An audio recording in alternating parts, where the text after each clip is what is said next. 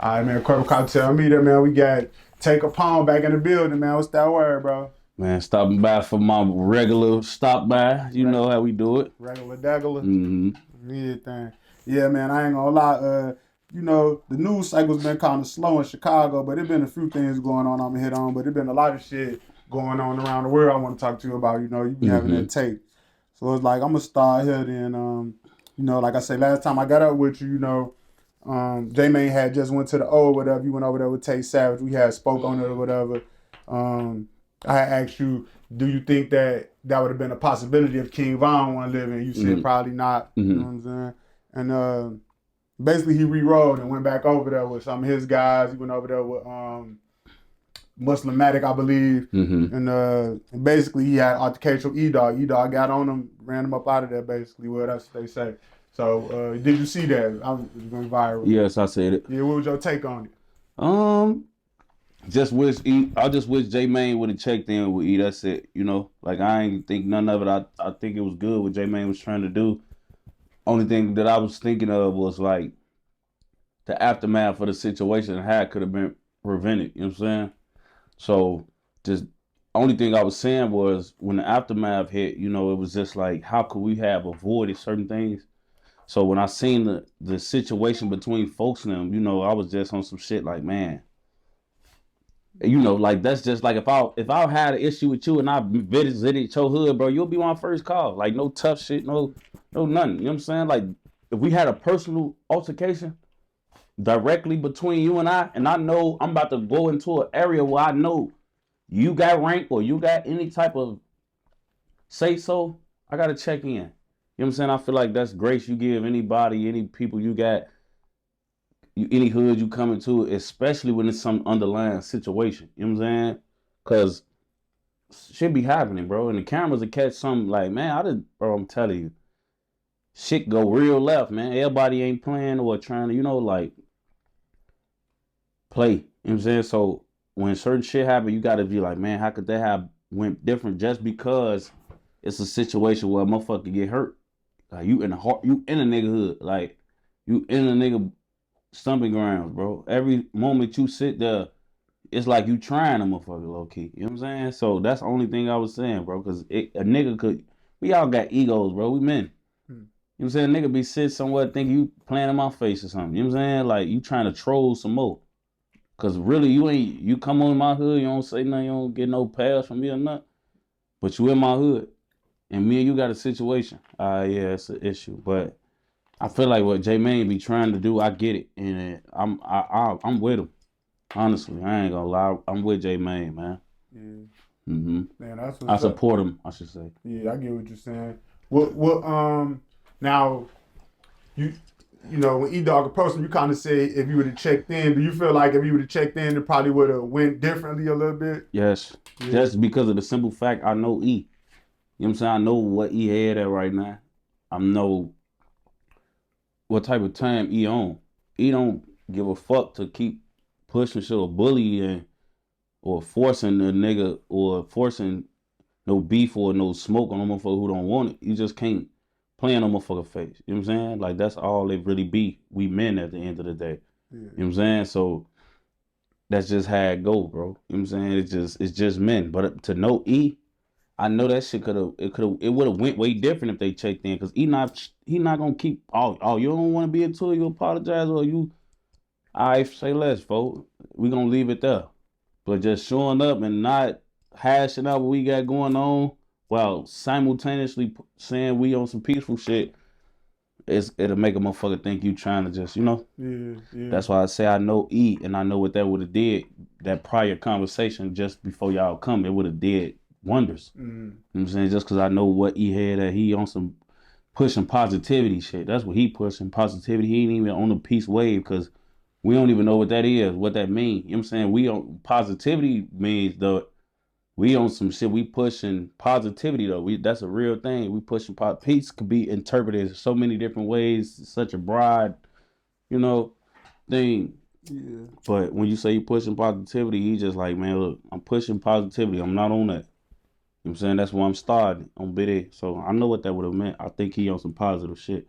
Yeah, Mm-hmm. you know the brother, so you'll know better than me. Yeah, Mm-hmm. so, but I was gonna say, so do you, when J-Mane left, do you think that was the intelligent thing to do, or should he have to try to dialogue with him a little bit more, or I it was think it too was tense? intelligent just to get out the way. You know what I'm saying? I feel like at that point, he on that. As we could see in the video, you know, best thing you could do while you in his hood and while you can and you got the space and opportunity to just walk away, that's probably the best shit. Yeah. That was mature of him Mm-hmm. too. Yeah, but I mean, it was a lose situation. You and another motherfucker at Summer Grounds though. Yeah, man, it Turned get up. crazy. Yeah. So you know, J-Mane get a lot of credit for being like one of the, I guess, the pioneer of pushing peace. But you know, before that, you had Duck with the Chicago Legends. You had King Yella. But I had seen some recently. I can't remember exactly what it was.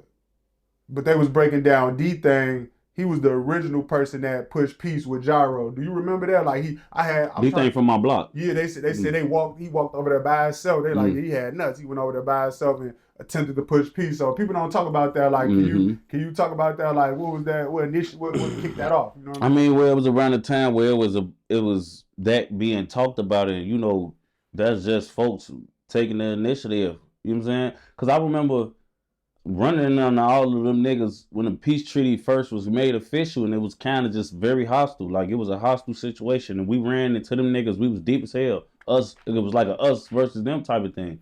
But the peace treaty was up in the air, and you know, it was just like it was real fuzzy. You know what I'm saying? And it was right before D-Thing actually got killed by them. So it was something that he tried to do that honestly ended up falling on deaf ears, and it didn't matter because one of them ended up killing him after. Yeah.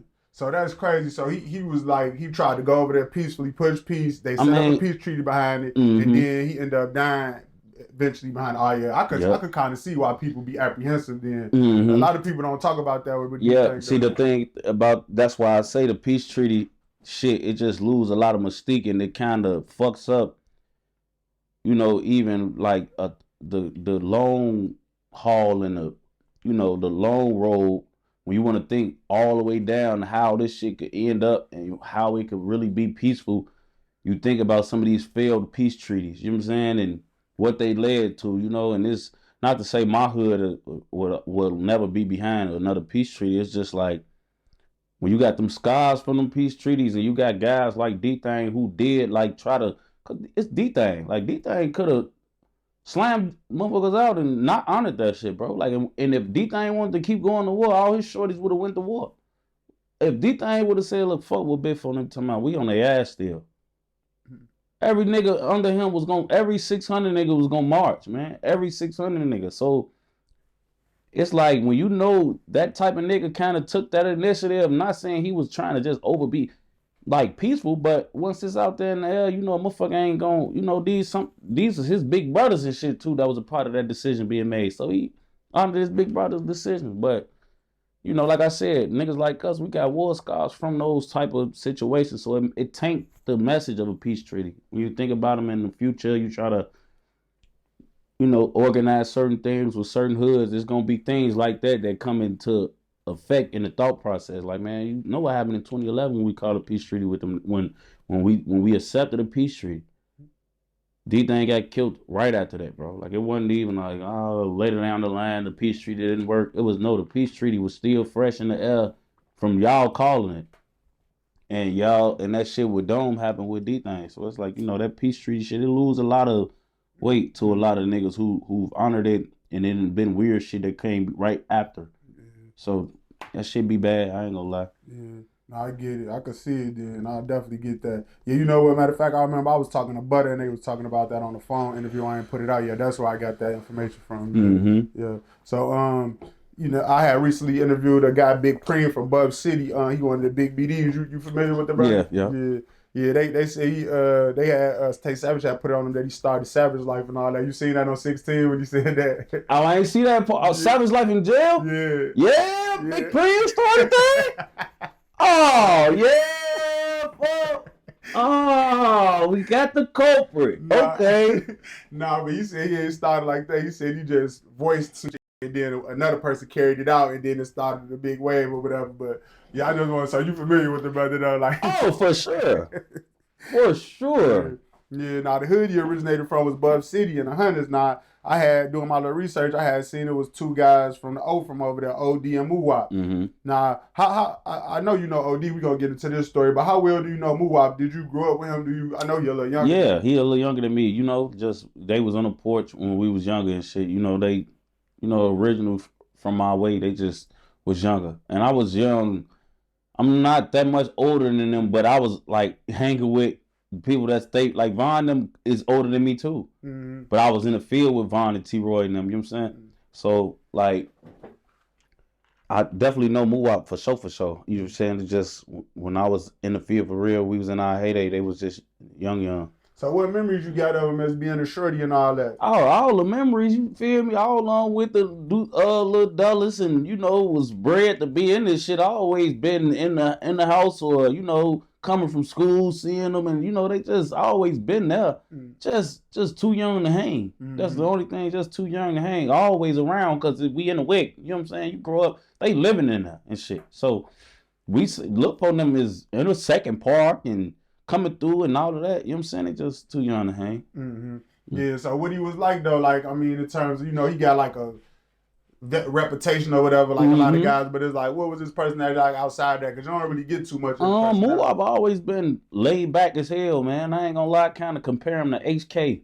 Heck, man, from the Wick, man, he always been calm, cool, low, mild-tempered, you know what I'm saying? Like, don't talk to niggas who not his guys. Like, you probably come around him and think he don't like to talk to niggas, you know what I'm saying? Because, like, if you ain't one of his niggas, he don't talk to you, you know what I'm saying? But he always been cool, calm, collected, you know what I'm saying? Never out his body or too over the top or no shit like that, flamboyant, always chill. Yeah. So now when you see his temperament being a shorty, being around him as a shorty, how shocking was it when it came across your desk that he was wrapped up in the shit with O Block 5 or the O Block 6 or whatever? Was that kind of shocking or how was that?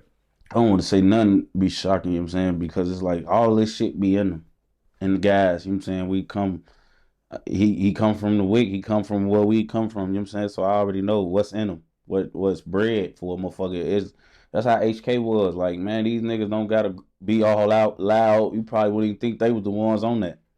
But man, it's in them. You know what I'm saying? Like, that shit was in Heck. And Troy was a different type of nigga, but we knew it was in Troy. A lot of people knew it was in Troy. You probably are thinking one in Heck, but it was in them. So it's like that shit. I got a lot of niggas like that. You know what I'm saying? That was just like, everybody ain't flamboyant and outlandish and all that, trying to over promote what type of niggas they is. They just let it come to them. And, Muwap was one of those type of niggas, everything, he do it at his own pace, but he active. Mm-hmm. You know what I'm saying? Yeah, no, for sure. For sure. So now Odee, he another prominent figure from over there. They named the hood after him and all that. Rest in peace to the brother. Now I had seen you breaking down the story back it was a while back, but you was breaking down the story where Odee got the blowing at you. Like, now what happened with that? Like, to where y'all got to that point? I mean, it wasn't like, okay, Odee blowing at me. You know what I'm saying? It's like, oh, he blowing at Tay or no shit like that. It was just, in-house beefs with like 600 and Front Street at the time. You know what I'm saying? And at the time, Odee was hanging with Fredo and them who was on the front. So one day, some shit kicked up with us and them, and Odee them was over there with them. Odee, there's some shit going on between Front Street and 600 having to bang out, honestly. But it ended up being like, you blow at it don't matter who the fuck shooting. You know what I'm saying? So, motherfucker, licked the shot and licked some shit back. You know what I'm saying? Crazy guy. And Gucci, before it started busting on the strip, on the one, man. I ain't gonna lie. Motherfucker, we met in the middle of the street. Motherfucker got the tossing, man. Got the tossing back. Them bitches was reaching all the way to King Drive from Michigan. So you got to throw it back, huh? He throwing some big shit. I swear to God, we got back to the block after, everything happened, man. I swear to God, it was cars crashed on the block and everything. Like, they was literally coming down to one as the bang out was happening, man. And the shit he was sending back that way had motherfuckers on 61st and shit, smacking shit on the corner. We got back to the hood, boy, on Pereira before it was a fat ass Pontiac smacked into the motherfucker. It'd be mailboxes and shit on the corner back in the day. A whole mailbox on phone them smacked up. Motherfucker smacked into a mailbox right on the corner of Prairie on the Pontiac. A girl too. Damn. Still was a girl, folks. She was sitting on that bitch, sick as hell on 61st and Prairie, because she smacked her car into the mailbox on our corner trying to duck them shots, over tossing. Trying to duck them motherfuckers. Yeah. Yeah, no, that's a crazy story. But so how did y'all resolve that situation without it getting more violent? Because I know it'll go crazy, you know. Yeah, you know, like just too much similarities, man. Too many guys from both sides grew up with each other and shit like that. So once a motherfucker, everybody, ain't nobody get hurt, you know what I'm saying? So it was like, all right, we could talk about we could talk about it. We could, you know, it got squashed literally the next morning. You know what I'm saying? Yeah. How soon was that before he passed? Was that way before he passed? Or that like was right literally before? right before he passed. Yeah. I ain't even gonna lie, it was right before he passed, because he passed in like May, if I'm not mistaken, of 2011. And this was literally, it was warm outside. Like it was getting warm. So we was already in the hood, posted up, like getting it going. You know what I'm saying? It wasn't even, we was already in the hood, posted up on Prairie. It was getting hot, so we was already out. Odee probably died like a month later. Damn. You know what I'm saying? Yeah. Odee definitely probably died like a month later. Yeah. So them being from another hood, well, I guess it's like that in the city all over. Them being originating from another hood, then they repping the O. Do they ever like have roots still to the buff, or is just like, nah, we straight O? Yeah. Odee was still have roots and still tight. If he was still alive to this day, he'll claim the buff as his main origin hood, or as just his hood that's. You know, when niggas go to their blocks that they love, like I do this. I go in the low end and be in my other hood. Right. You know what I'm saying? Like in my projects, we're floating them down low. It's just like we got ties. Niggas come from all type of different origins. You know what I'm saying? Like, so niggas get down there and shit. And it's just, and then, you know, when it's all BD love, it's really a smooth transition. Like you said, like being from the buff is even like different than me being from the low end and having my ties, because them like two BD hoods. It's more niggas than Buff and Muop that's from the buff that got ties down there. Yeah. You know what I'm saying? My homie and them Jock them used to stay talking to me about that shit, man. I ain't gonna lie. It's a hella sometimes, cause it be like you be a shorty, man, your mama just move somewhere. You know what I'm saying? Like you go from living on the buff to your mama moving in Parkway, and now you know like this your home. You know what I'm saying? This shit like that. You going back and forth now. So now you really locked in and one of them niggas on both ends. And then, you know, when he made it, this shit his. You know what I'm saying? So like you ain't gonna hear him like a motherfucker no block not claiming him. He got work put in on both ends. So he really from both ends. It ain't just like my family from here, but this my hood. Nah, bro. These 2 blocks he posted on and claimed. Yeah. You know what I'm saying? Yeah, no, I get it. I had just earlier mentioned I had recently interviewed Big Preem, and basically Big Preem, he was saying like that hood he from is Lil Yummy hood. Like he was when I interviewed him, he was talking about like a time where the BDs was like a smaller, tight knit organization, and then when the shit happened with Lil Yummy, that when Tupac made that song and shit, it blew up. You know what I'm saying? Like, what was the legend of Lil Yummy as you was a shorty growing up? You know, in the trenches, like the first badass. Like I ain't even gonna lie, I feel like my whole hood was kind of modeled out of like Lil Yummy prototypes. You know what I'm saying? Because like Lil Yummy was a household name in my childhood, even though he was already dead. You know what I'm saying? Like the myth, the legend of a little 12, 13-year-old running around. That's what 600 was built off. 12, 13-year-olds running around trying to get active. You know what I'm saying? That's what we was and you like a lot of hoods, they had shorties and all that, but that was really like 600 shit. We had 15, 12-year-olds ready to go. You know what I'm saying? So it was like, that's what we modeled our hood after, I feel. You know what I'm saying? Like not just with him in mind, but just like with his mystique and how he operated, with us knowing that a shorty was out here doing that and it was possible for a shorty. I feel like when we came in the game, we kind of modeled ourselves after that. You know what I'm saying? Not just like me or something. I'm just saying like the model in the hood. Like just cause you young, nigga, that don't mean you ain't gotta put in work. You know what I'm saying? You ain't gotta wait till you get older. You get on the nigga ass in 6th grade. You start toting guns in 6th grade in my hood and shit like that. 5th grade and shit. We was bringing guns to elementary school. In 7th grade and shit. We 13, 12 years old. We coming to school with pipes. You know what I'm saying? So that's how we was living, folks. You know what I'm saying? So Lil Yummy was a legend. Yeah, but how early do you remember like hearing his name? Like, cause I mean, you was a straight jumping off the porch. Man, So you had his name when you was a as little straight. early as I could remember even thinking about street shit, bro. Like, you know, Yummy was one of them things, like, as soon as you get introduced to the streets, you get introduced to myths and certain things said in the streets and what the streets is and shit like that. And then you just get to finding out and talking to people, you know what I'm saying? Talking to niggas like them, like meeting them, Big Cream and them, or niggas like them that grew up in this type of shit that tell you certain things. You get to just moving in the streets, learning a lot of shit. And I ain't gonna lie, that was one of my first memories in the field. Was just like hearing Lil Yummy and, you know, hearing about what type of nigga he was on for him as a shorty, and hearing the story and the myth and the legend of him grow. You just hear that shit sooner, especially for the little young BDs. You know what I'm saying? Like all the BDs, you gonna hear all the legendary mythical BDs or BD hoods that like went big for it's you know 2-4 love. So you know any of the little BDs growing up, that's like one. Well, in my day, that was you was hearing that. Like these shorties ain't hearing about Yummy like that. But when I was growing up, that was one of the first little models we had to mimic. Yeah, you're right. Now these little shorties, they be hearing people like 051 Melly, Lil Steve, Scrap, Vaughn, they be Lil Jeff, they be hearing names like this. Now, I was gonna ask you this. Now, I remember one time I had got up with you. We was talking about Lil Steve, and you was saying he came from the hundreds. They originated low end. They came from hundreds. Well, he's from Buff City too, or not? Okay. He was from a different hood, the Lokes. You know what I'm saying? Out there. Okay. He was around there and shit.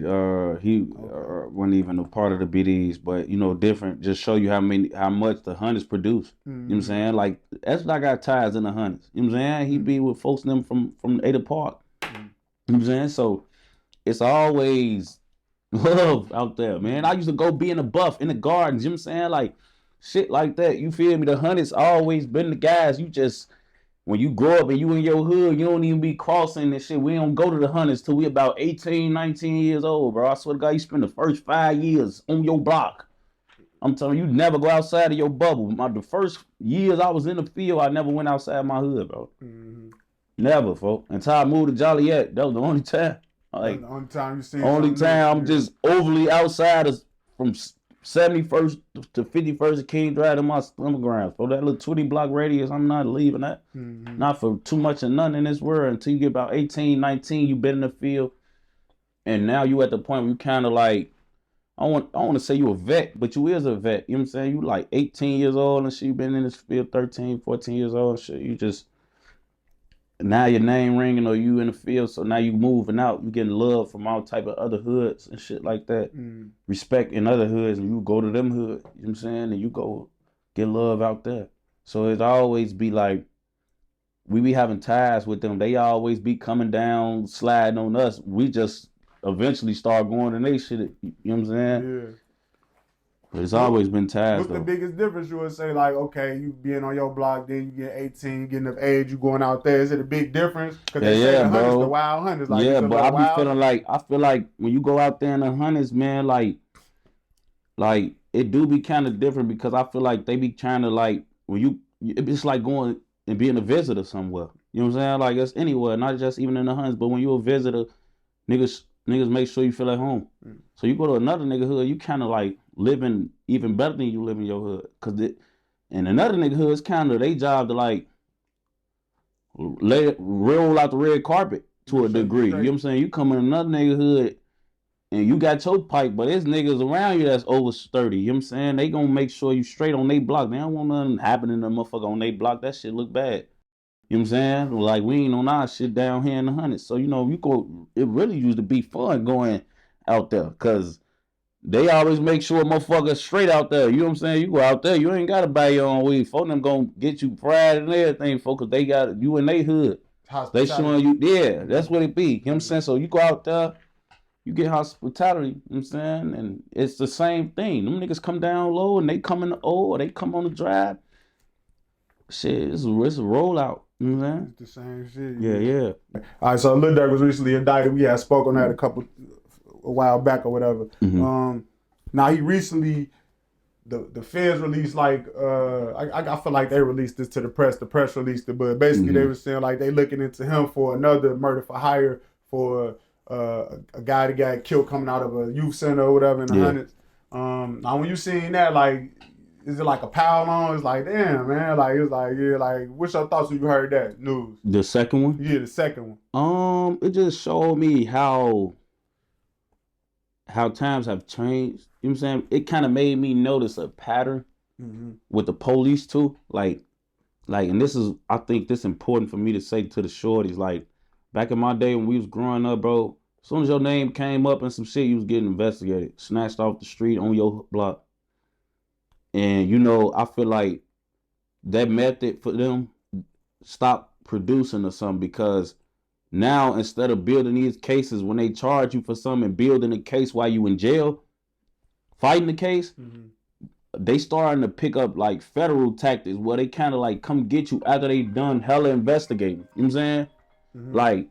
Like back when I was growing up and shit, you get snatched before they even build a case. Soon your name come up, they gonna come see about you. And I guess that was getting their ass fucked. You know what I'm saying? So now they at this point where I feel like they is letting people think they getting away with shit.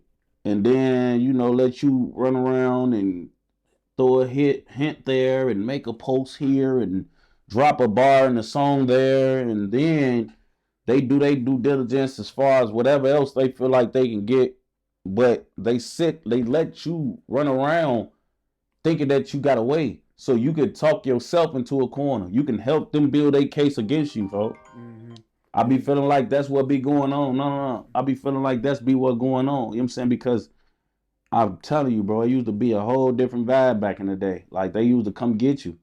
And you would know when your name being mentioned. You would know when they hide or they own you or any of that. Now, it's to the point where these people is just letting you run around and letting you, you know, even if you not talking about shit, bro, they'll just make certain shit. If it even sound like you hitting about that one situation, they gonna use that. You know what I'm saying? Like, certain posts, certain things, they gonna, whatever they can, they trying to help you build a case against yourself. So I think a lot of the shorties got to realize what the times then changed, that it was where we headed, folks, so they could know how to maneuver through a lot of shit, man. Like, they trying to use all that shit that dropped about Durk and that whole little second thing. That's a whole lot of shit that's hearsay, niggas that ain't nobody talking to him. It's niggas around him, and it's a bunch of texting and talking going on between people who ain't even him. You know what I'm saying? So it's like, with a lot of shit, bro, you just gotta know, man. Like, they own that. Like, it's back in the day, motherfuckers used to speak about a lot of shit that they was probably finna get into on phones or texting, thinking you smart, saying certain codes and trying to do that. But they own to that shit now. They doing it all, folks. You know what I'm saying? I seen some shit with that they said they got a motherfucker, not even with Schmirk, but just with that case with them two shorties, they got killed at school with the bloodhounds. Yeah, they said they got a warrant for they IGs and got in and got DMs and shit like that. Like, bro, that's how they come. They ain't even used to do that. Like, I don't know if the technology was the reason or what, but they got more access to shit and they gonna use everything now, bro. So it's like a lot of shit, man. The shorties got to see what a shit going, so they can learn to protect themselves, man. A lot of shorties out here drilling like it's the old days. It ain't the old days. This is why I think it's important for niggas to graduate. Niggas that's my age. You know what I'm saying? Like, not graduate and be a bitch. It's just like, bro, graduate and get on your shit, because you trying to live your life like we lived it when we was 14. Cameras weren't there when we was 14. A lot of shit went there. Shit went there when we was 14 that these shorties gotta fight when they drilling now. Ring cameras, I'm not sure if that shit even existed when we was kids, folks. And it definitely wasn't. If it did, it wasn't in the rack popular. That shit went on everybody's house. Everybody didn't have a camera on their crib. You know what I'm saying? You used to have to get caught on a motherfucking McDonald's parking lot camera or some shit when you did a hit. Now, nigga, every fucking body got a Ring camera. The dirtiest, brokest niggas got surveillance footage on their cribs and sides, and you know what I'm saying? This always, you would fuck around, did a drill in front of a Tesla, and the Tesla caught everything on camera. Tesla recording 24/7. You don't even know. You ain't used to have to worry about drilling in front of a car that's recording all day. That's crazy. But now you got to worry about a motherfucking car having you on camera. And 4K too. And what? What? What? You ain't gonna never be clear as the Tesla camera gonna have you, folks.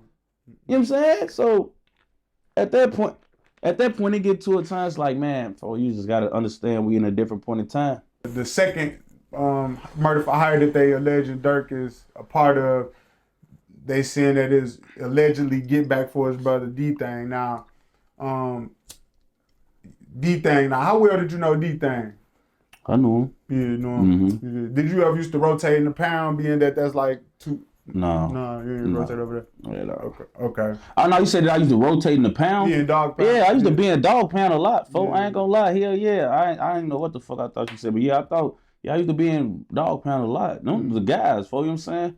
A lot of shit a lot of first videos and shit that was going on, they happened on dog pound. Like when we shot, was that L's Anthem remix or L's? I think that was in the alley over there. It was. No. It was something else, man. But French Montana came over there and got on the remix with Durk, and we shot that bitch over there.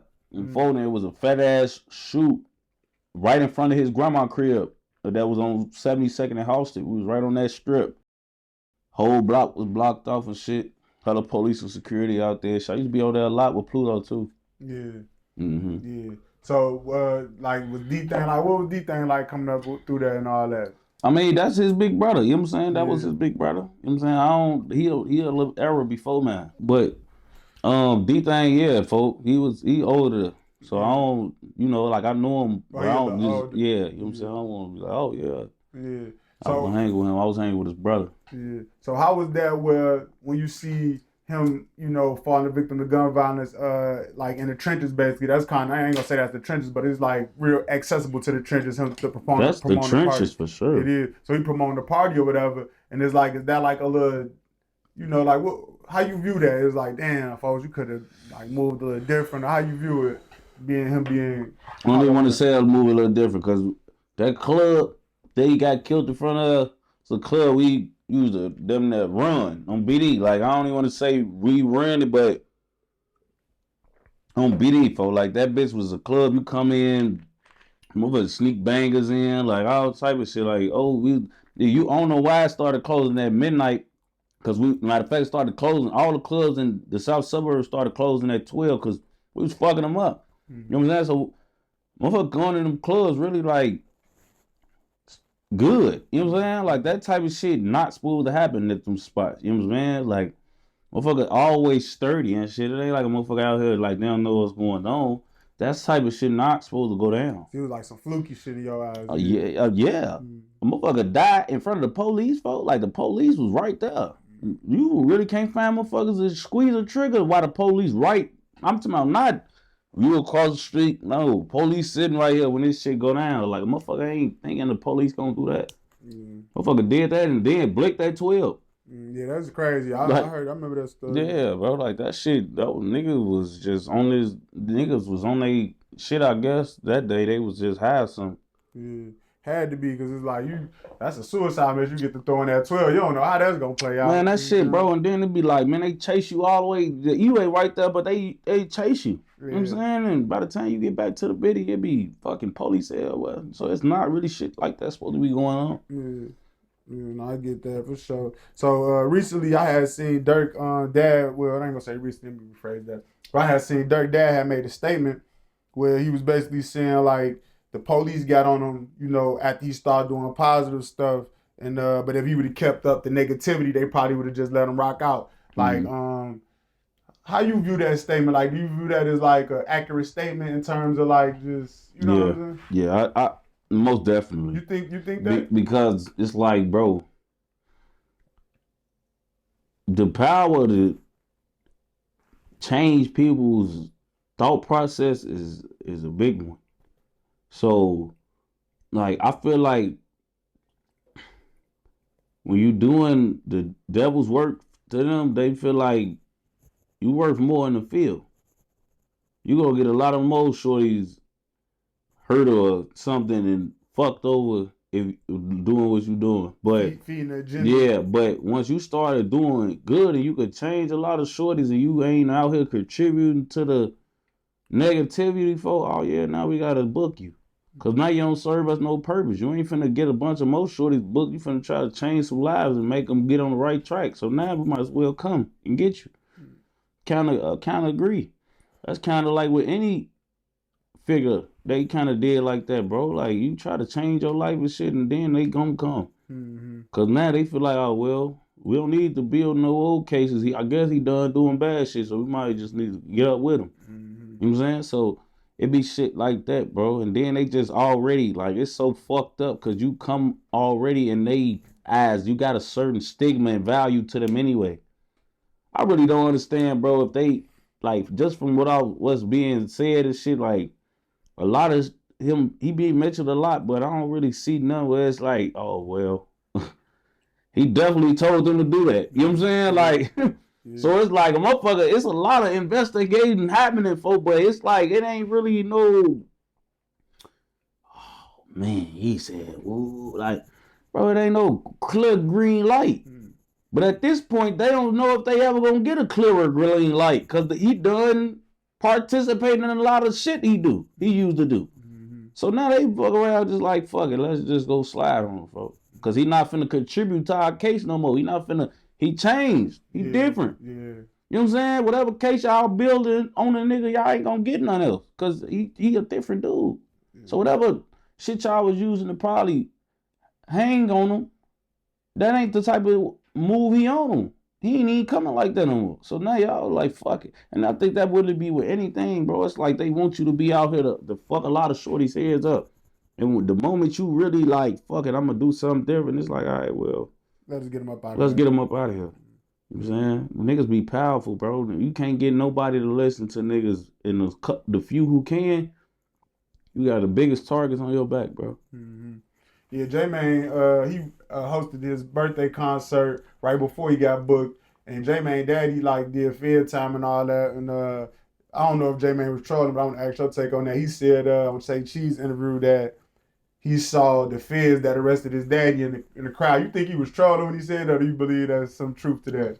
He said Smirk seen him? No, he said he seen him. How he would see him? I don't know. I guess he said he was on the stage in the crowd and he seen the 12 that arrested his daddy. And he said the feds was in there. But how the fuck would J-Mane know though? J-Mane probably wasn't even born. When his daddy went to the feds? Yeah, when he seen the police that arrested Smirk daddy. No, arrested his daddy. You know. Yeah. Oh, okay. Daddy went to the right. feds So that's too. why I'm like, huh? J-Mane I thought you said he seen the police that arrested Smirk daddy in the crowd. No, J-Mane daddy. Yeah. Oh man, considering what came out later on down the line about the feds plan, because that's what they came and said. They literally came and said that the plan was to arrest Durk on his birthday at his show. So I could believe that. Like that's something they came out and admitted. That was their original plot, was to arrest him at his show out here. So if J-Mane claiming he seen the feds in the crowd, I could believe it. Because the feds came out and said they initially planned to arrest him that night. So I would definitely believe that it was all there. Yeah, so he probably wasn't trolling with it. That's yeah, he probably wasn't trolling. I wasn't sure. I ain't know that information. Yeah. I remember that. Yeah. I remember that. That was one of the first things. Because it was kind of something that I was kind of threw off about anyway when they actually came for him. I'm like, bro, that man just did a whole show in the city. Y'all waited till he was somewhere else and had some flights and all of that. Y'all that man was just had a show like a week ago that everybody, y'all, like, why y'all choose now? But I guess they said that was initially they planned to do it. Yeah, that's crazy. Yeah. I guess he wasn't trolling. Yeah, he definitely might not be trolling that. So now, do you feel like King Von's success had a negative impact on Durk? And when I'm saying that, I'm talking about like in terms of like you seeing how the fans gravitated to King Von, how he shot to the top real quick and all that. Then you kind of seen Durk kind of changing the context of his lyrics, being a little more gritty, a little more street with his shit. Do you feel like that affected Durk in a negative way, the success of Von? Bro, I feel like knowing all the good Von did behind the scenes, I would never say nothing to do with V-Roy was the downfall or nothing. I just feel like, you know, V-Roy is very impressionable, bro. Like, he bleed on people. And I don't even mean that in a negative way. Like, just whatever he is, like, you would want to be like him. You know what I'm saying? Like, I don't even want to. Yeah, bro. Like, whatever he be on, like, you will take qualities from V-Roy. It's just, like, almost hard not to do. You know what I'm saying? Like, you won't even be trying to honestly do it on purpose. You just end up, he rub both on you, bro. Like, rather it's like the type of music you make, the type of way you view things, or just like how you, you know, like how you handle certain situations, man. Like, V-Roy will bleed on you. You know what I'm saying? And he'll rub off on you, bro. So it's like, I don't even want to say it was a negative effect. You be around people and the things you like about them, you still. You know what I'm saying? The things, yeah, like, bro, it's human. Like, you know what I'm saying? So it's like, bro, I don't even want to say, like he was doing this shit on purpose. I feel like V-Roy he brought drill back. I ain't gonna lie, bro. I swear to God, I remember like it was yesterday, bro. Like V-Roy, before he came out doing what he doing, they was kind of trying to, like, you know, make it popular to just don't diss niggas. And, oh, y'all grown as hell, y'all still overly into it in songs, and niggas need to go their way and get they, like, you know, it was kind of like, I'm gonna say down. It just was like, that type of shit wasn't popular. Like, Sosa was still making like street music and shit. That shit people weren't even listening. That's why Durk was kind of singing and shit. Like, Durk was singing, he was making a different type of music. He was down there in the A and shit like that. And that's what was going crazy. Yeah. V-Roy kind of came back and made that shit back. Like, cause bro, if some shit ain't, like, I don't want to say drill wasn't hot. It just was a lot. Like, niggas from the A was running the game at the time, bro. Like, you know what I'm saying? It wasn't heavy hitters from drill really up. So it was kind of like Future and Thug and that whole type of wave, YFL Lucci and shit like that. They was running the game. That was what was hot. I ain't gonna lie, folks. V-Roy kind of brought that street shit back. So, like, when it's back, yeah, I'm back making music like this. Fuck, you know what I'm saying? That shit was kind of falling on deaf ears. Like, I don't never want to make it seem like it wasn't, you know, we always listen to that type of music if we grew up off it. But it was a whole different type of genre that was taking over at the time, bro. Like, that shit wasn't popping. When V-Roy got back, he got that shit back popping. Mm-hmm. It was all type of us started back rapping like that. Then, at first, it was all type of niggas trying to switch it up, bro. Even I had to learn how to, you know, just be different. But boy, V-Roy, he got back and he brought that shit back into full effect. So it's like, all right, shit, that type of music is back. Yeah, I'm back in my bag. I'm back in my bag. You know what I'm saying? I get that. That makes sense. So that's what I think what happened, man. V-Roy brought shit back. No, that makes sense.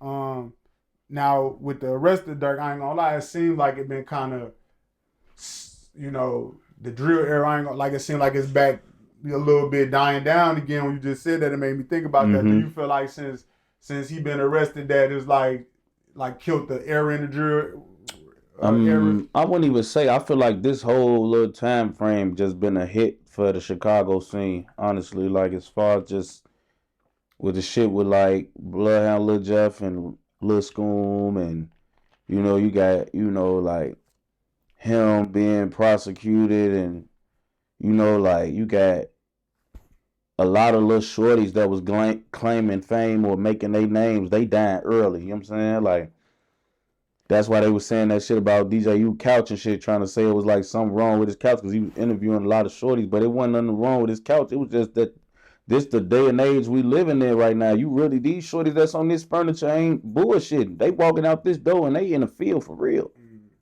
You know what I'm saying? Little Q50 with the little 50, man. He, like, all these shorties that went and just it's like it's heavy. Fat Soul, he stayed folks in and out of jail, so it's like he got to get out and get back. You know what I'm saying? So he get booked. And it take away from the drill scene when he booked. You know what I'm saying? Take away from the wave.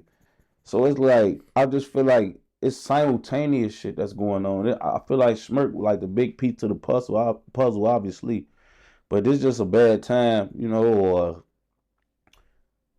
it's a less than pleasant time. You know what I'm saying? It's a lot of beef going home, flying with these shorties, and they just picking each other off at this point, and they ain't playing. The rappers getting got away, and so on and so forth. And then you got the big dogs getting prosecuted or whatever. So it's like, it's just a bad time right now. It ain't, I don't want to, because it's always like guys doing their thing and going up. It's just like, we lose. It's like when LA, I remember around the time that span of time where like it was hella rappers leaving and dying back then, like LA, and like then that was around the time Pappy died like a year and a half or two later. Like that 13 to 15, that shit was weird. Mm-hmm. Like 2012 to 2015, before we lost a lot of big rappers that would have been like Lil JoJo and them and shit like that. Like it was a lot of shorties that was about to be great. They was getting booked, or Lil J went to jail for 8 years out the blue. Like it was like, you know what I'm saying? It was like, that's why you get to that point where a lot of shit don't be popular no more. You know what I'm saying? Because motherfucker be gone, book, V-Roy ain't even exist yet on that music shit. You know what I'm saying? Like, you had a couple niggas that was surviving and doing their thing, but for the most part, there was a lot of motherfuckers getting whacked or getting booked. Mm-hmm. And I feel like it's kind of resurfacing itself again, this little run, this last year or so, up onto this point. You know what I'm saying? It's just a bunch of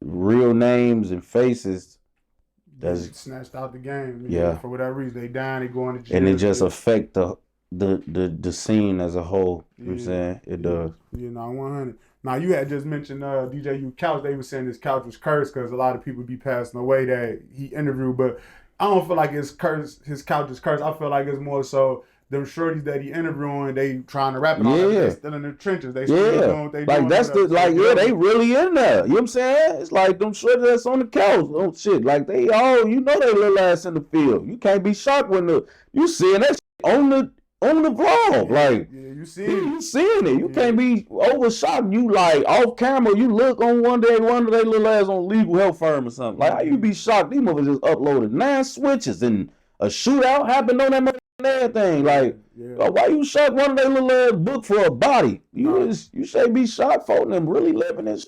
Nah, real shit. Nah, even with my little small platform, I had interviewed some guys from TW's they Dust Up Gang. Now, rest in peace, Lil Milo. He passed away. I interviewed him, and then his little brother, Lil G, he just was on the news. You seen that shit on the news? Yeah. How crazy was that? Like, damn, what the fuck? That was crazy. Man, just so crazy, man.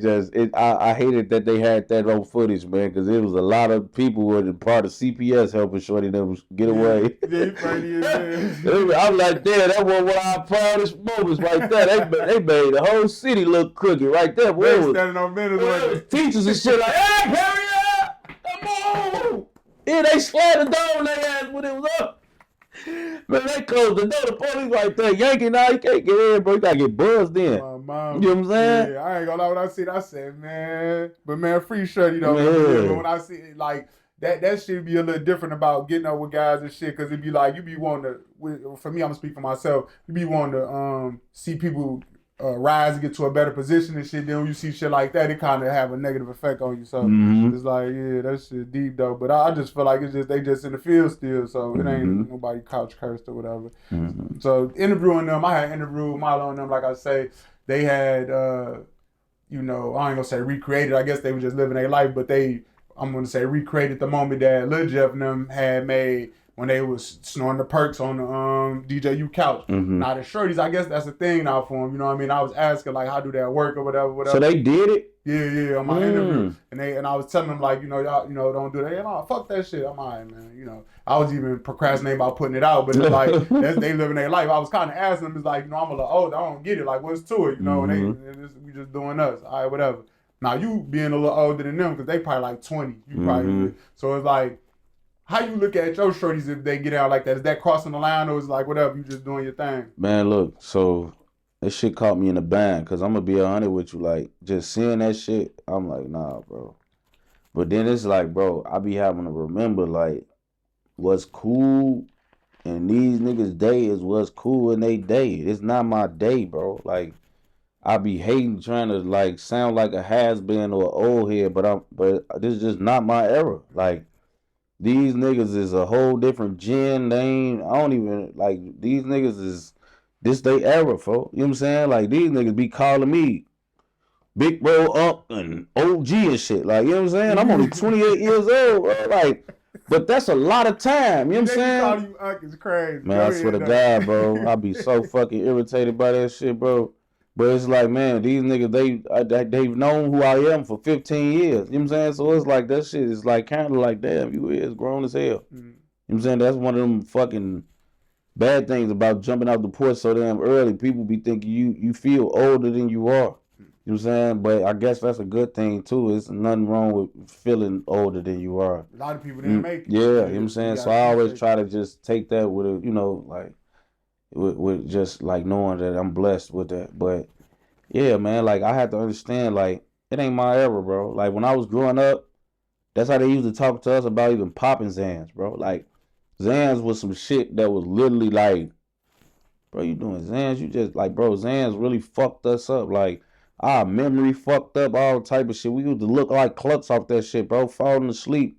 I'm talking about standing up, like, like we all fent, like, and our older homies and our big bros used to try to tell us, like, that shit ain't no good look. And we was just doing more of them bitches, popping even more buses. I used to smoke Zans. I used to drink Zans, smoke Zans, and pop them straight. I used to put Zans in y'all. I used to crush up my Zans. Not y'all. I started doing this shit. Motherfuckers used to look at me crazy, bro. But I got so fucking bored with that way of doing them. I'm like, man, bro, try some new shit. Now I ain't never snort them, but that crushing them up in my wood shit was the thing before that. I ain't gonna lie. To a lot of people, they was looking at it like, bro, you might as well snort that, bro. Like you tripping. Damn. You know what I'm saying? So it basically was an evolution. Yeah, like, bro. That's why I had to remember, like, I get it. I remember older motherfuckers that was 20-some years old trying to tell my little 17 year little ass, like, what you doing them Zans? You smoking Zans, bro? Like, what the fuck is you doing? You smoking a wiki stick? That's pup shit. You know what I'm saying? Right. Like, that's what motherfuckers used to tell me. So now you see the evolution. It's like the evolution. How the fuck I'm gonna look down? I used to get called this same shit, bro. On Lil Boo, like, so you gotta let motherfuckers learn, gang. Like, you just gotta let motherfuckers. I can't keep sitting around hating on you. I don't like, cause I understand I've been a shorty, and I understand the role you gotta play with your shorties, your little bros, as a big bro, as a big homie, whatever they look at you as. That you don't never want to be a nigga they can't come to, folks. You know what I'm saying? You gotta always be a nigga that they think in they corner regardless, folks. Not a nigga who they think they can't tell nothing or can't voice an opinion about nothing or show who they really are in front of. Or you don't never want to create that. That's how you have shorties resent you and shit, yo. You know what I'm saying? You gotta respect them and give them their grace as shorties too. Like, understanding that you dealing with shorties. It's like having a kid, folks. Like, a lot of shit they do is just out of curiosity. They ain't never seen it. They ain't never had the experience of nothing. So now they just, you call them a badass kid, but really they curious as hell. They getting into shit because they only 5. They seen this shit once in their life. What the fuck is this? You know what I'm saying? Now they all into some shit, bro. BD, my uncle explained that shit to me one day when I first had my son. That shit had me looking at everything different. Like, wow. Yeah, that's true. He probably ain't even bad for real. He just curious as hell. This is his first time doing this shit. You know what I'm saying? In this type of environment, seeing this shit he's seeing. So, shorty, by they 17, this is a whole new life they living, folks. They in that age range where they still shorties like 13-year-olds, but they not looked at as babies. You damn near grown ass men that can just go to the Odee home when y'all do shit. That's the only thing. You know what I'm saying? But so now they in that life where a lot of shit happening fast. It's new. It's, you know, like it's a different experience for them right now. So a lot of the shit that they doing, man, it's they day and age. It's they era. You know what I'm saying? It's they turn, and they gotta learn through trial and error, folks. Not steady trying to tell them what not to do and shit. Sometimes these niggas gotta learn through trial and error. They gotta fall out. Like, I eventually fell out with Zans. You know what I'm saying? I eventually fell out with Yerks and lean and all of that shit, bro. Like a grape by the grapes of the cigar, none of that shit killed me and got the best of me before I was able to, you know, wisen up and get control of that shit, bro. But I know I was the hypest hype, folks, and I shook all that shit on, do nothing but weed, bro. But a lot of that shit too be coming from, in my opinion, it be coming from a lot of trauma that people be dealing with. They don't get therapy, bro. Like, at that point in time, bro, like man, I couldn't, man. Look, it was so much shit happening in my hood, with me Me and my niggas, bro, it's 2013, 12 and shit like that, bro. We losing hella homies and shit on the block. It's a lot of shit. We got that age of 16 and 17. You know what I'm saying? And we at that age, well, now we got to figure shit out. You know what I'm saying? And a lot of that shit coming our way. We getting fried on BD, fucking ourselves up on Steve Gray, bro. Like, blacking out, man. That shit, you know what I'm saying? Used to have niggas waking up, not knowing where the fuck they at, how they got there. You know what I'm saying? Like, bro, that shit, man, look, I'm telling you, folks. So it's like, you gotta understand this they era and this what they on. And if that shit ain't gonna beat them on for them, they gonna eventually beat that on for them. And that's how you just gotta look at it. Nah, in that order. Nah, I fuck with that. Nah, yeah, so THF Bruh Bruh, I know you, do you have a relationship with him? Yeah. You know him? All right. So I had interviewed Big Preem and I'm talking about earlier, and basically he had said he was locked up with him. I was asking him like how he was in the county and all that, because they say he like a real tough guy. He like a real extra or whatever. Right. Yeah, so, but he was like telling me like that he worshiped the devil. Like, have you ever heard that? Like, I'm like, damn, I ain't put it out yet, but I'm like, damn, worship the real devil. He's like, yeah. Hey, you want to know something crazy though, man? I wouldn't be shocked if it was true. You know what I'm saying? Worshiping the devil is crazy. Man, bro, fucked up, man. You know what I'm saying? Like, I don't even want to make, like, bro, I swear to God, bruh, he fucked up. You know what I'm saying? But bruh is a real lovable, you know, like bruh is not fucked up if he one of the guys, folk. But if you know what I'm saying? Like, if you not one of your homies, you will only see certain sides on him. You know what I'm saying? You got to be one of his homies. That's just what jail and growing up, how be growing up, be having niggas. On BD, you be standoffish as hell with niggas, bro.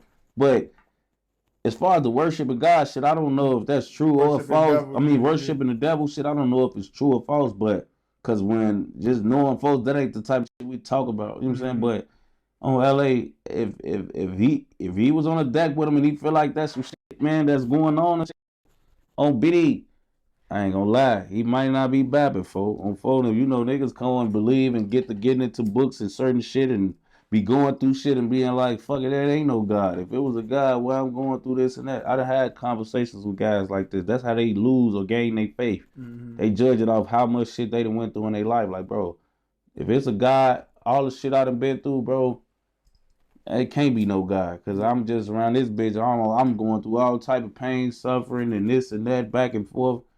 Them nigga they lose faith in God. You know what I'm saying? I want to ask you this because I see you a devout Muslim. I seen like about a year or so ago when my cousin had an interview with you, you was practicing on Ramadan. You know what I'm saying? So it's like, have you ever had that feeling where it's like when you going through your trauma and all that, like, damn, man, it ain't no God. Have you ever had that? Yeah. The night LA died, man, I swear to God, bro, I was in my window, man, like yelling at God, bro, like, bro, you gonna do this to me and folks now? Like, we was already like 4 dead homies in. You know what I'm saying? And them wounds was still like fresh because how rapid that happened. We went from 0 to 4 within a matter of months. So even though by the time LA got killed, we had been on a like year and a half of good homies surviving, it was still like when we took him, when we lost him, that was a big loss.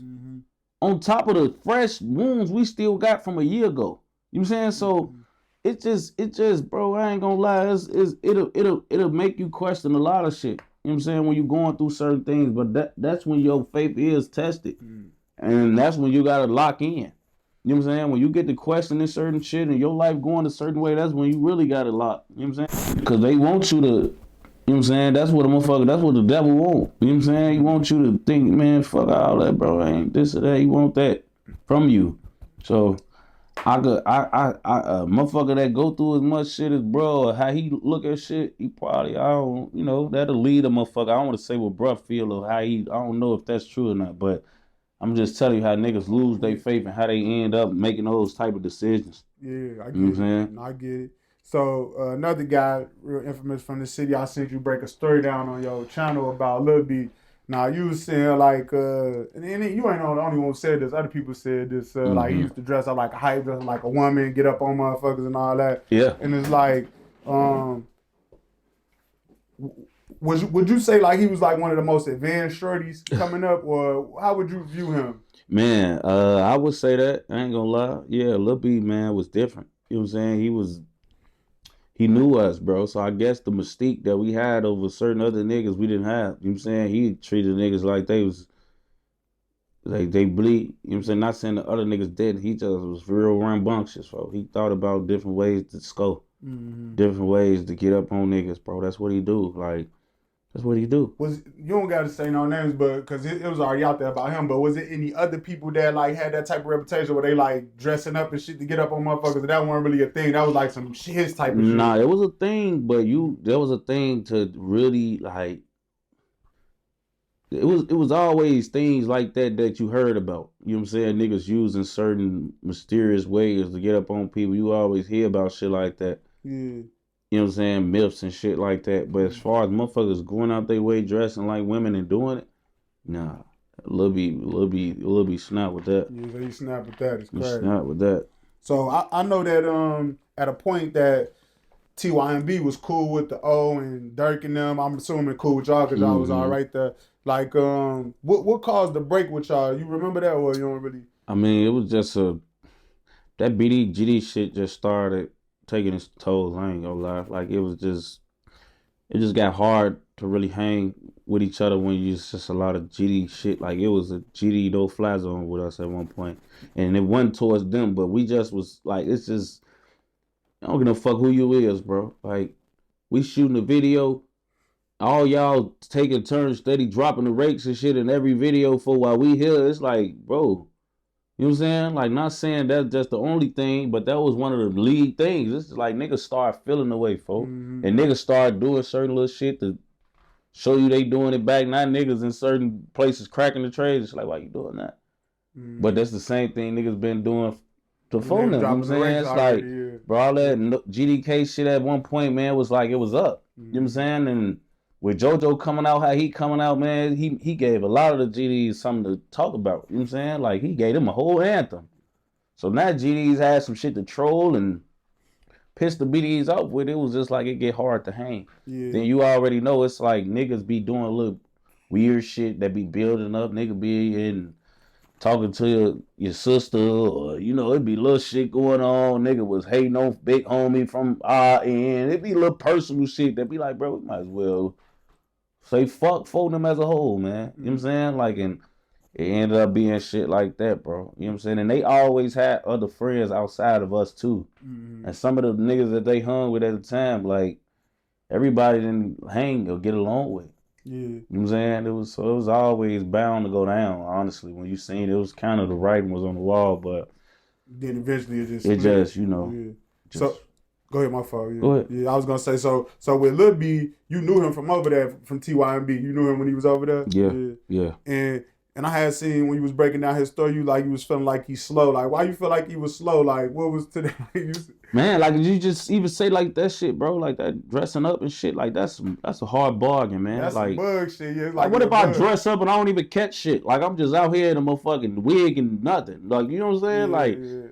Folks, man, like he like, bro, niggas, it was vicious niggas out here getting wild. Like they ain't even feel that important, like feel the need to go that route with it.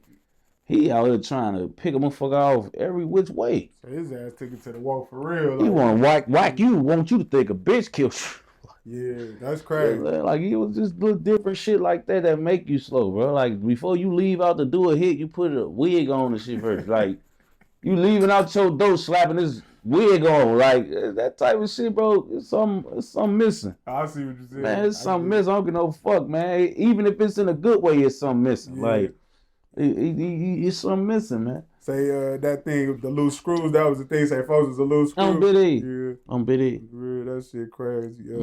So, Mubu Krump, did you have a relationship with him when you was cool with TYMB? Yeah, man. Yeah. Krump, all them niggas was all the guys, folks, on BD. Krump was a real member. Yeah. It's the craziest thing, because niggas like him, you couldn't even see, like, not being one of the guys on Phonem. So it's like all that shit was just a real sign, like, oh, it's really up, because he know everything. That's why he used to be talking like he was when everything was going down, because he is a real member. He like know who ain't on shit, who do a lot of woofing, or who he think a bitch. He on all that. You know what I'm saying? Sweet, I ain't gonna lie. Yeah, you know what I'm saying? Because he was with us. You know what I'm saying? So he trying to pull a motherfucker card for real.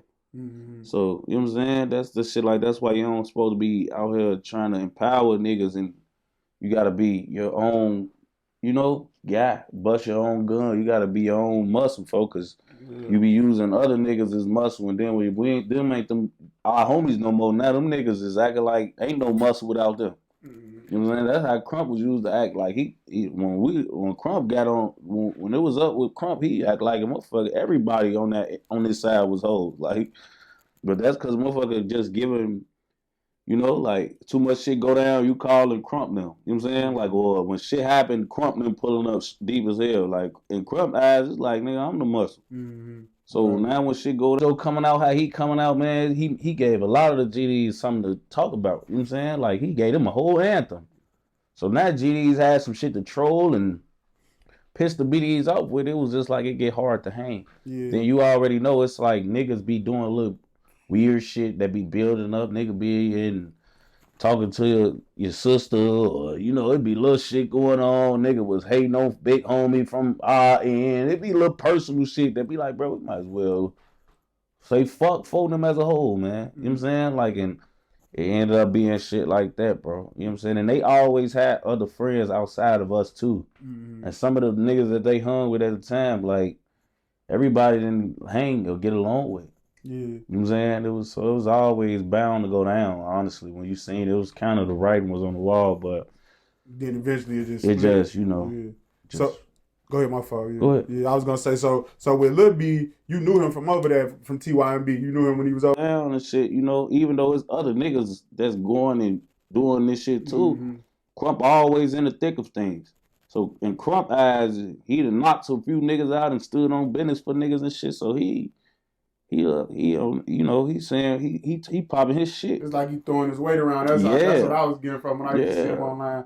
I ain't gonna lie, like I'm gonna ask you this, like it's a lot of street niggas in Chicago that's funny as hell. I ain't gonna even lie, you being one of them. You funny as hell, like when you get to pop your shit. I'm gonna get KTS Dre, Krump, Von too. Von was funny too. He had a lot of charisma and shit. Who would you say is like one of the funniest street niggas that came from the trenches that's like on in there, like they get on there popping their shit and they're like, man, this nigga crazy. Like from our side or all over, like through the city. I think Krump like number one. Then I think I got KTS Dre up there too, because they used to tweet.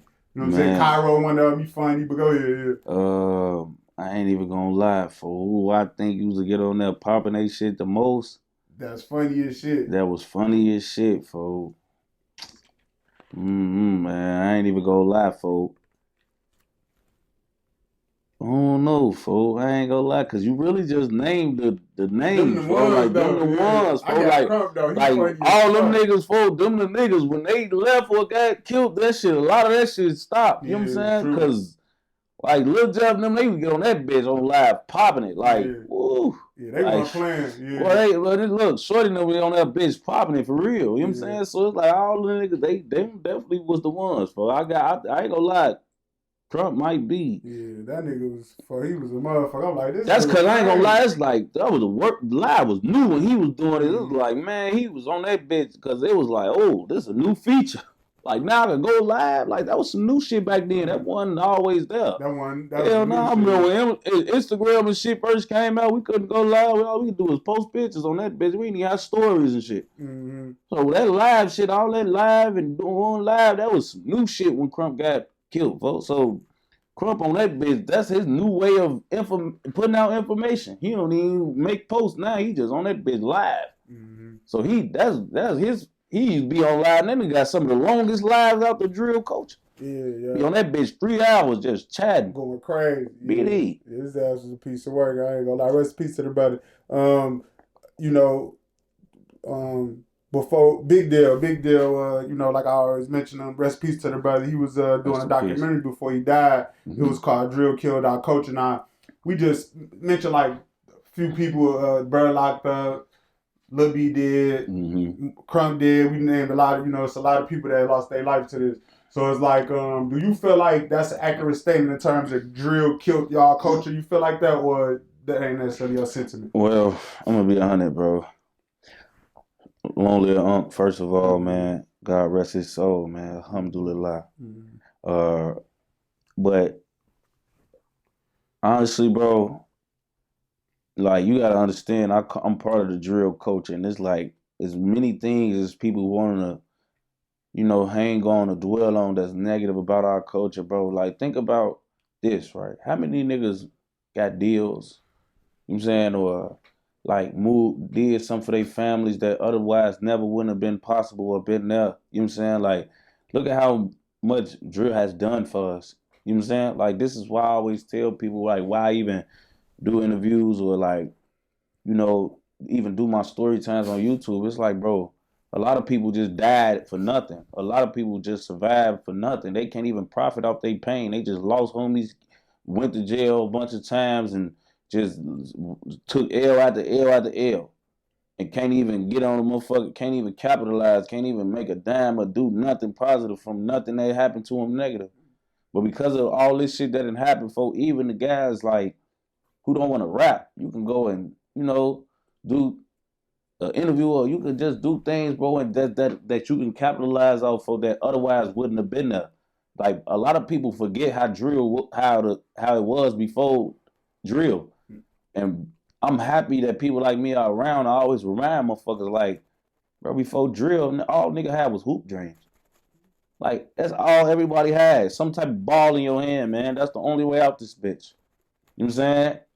We ain't have dreams and aspirations like this, and we definitely ain't have, like, bro, every nigga in my hood, folk, know 5 niggas that became millionaires, bro.